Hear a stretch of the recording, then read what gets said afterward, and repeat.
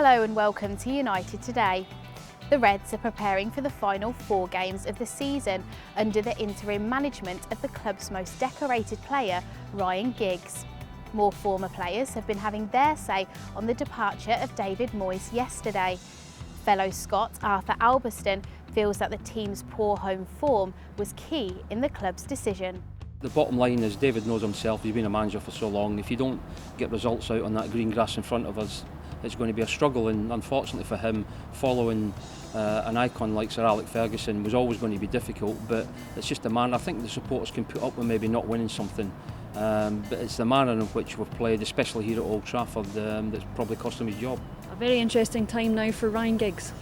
Well, it is. He obviously commands your respect to not only the dressing room here, the guys that he's played with and trained with all season, everybody at the whole club. So he's got the instant respect of everybody, and the 75,000 fans that come here. So he's on a winner from that respect right away. He doesn't have to win them over. He's done enough for this club, more than enough. So from that respect, great for him. The games that we've got coming up, we could look at the fixtures and say, well, they're all very winnable. We've said that all season about a lot of games here, and we've drawn some and lost some, but certainly he's got a chance now to hopefully get a few decent results under his belt here at Old Trafford, then go down to Southampton the last game. Who knows, we could end up with 4 straight wins at the end of the season, which would be fantastic for him. So Ryan Giggs is in temporary charge, and he was joined at training today by former United midfielder Paul Scholes, as well as coaches Phil Neville and Nicky Butt. The reaction to yesterday's news also continues in today's papers.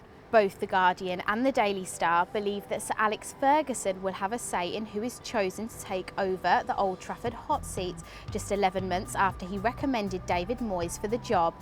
Meanwhile, the Sun and Telegraph feel that Real Madrid boss Carlo Ancelotti may be the preferred choice of the club, citing his straining relationship with the Bernabeu hierarchy as a reason to leave Spain. And on the subject of papers, The Guardian's Jamie Jackson feels that the incoming permanent manager will endure less pressure than David Moyes.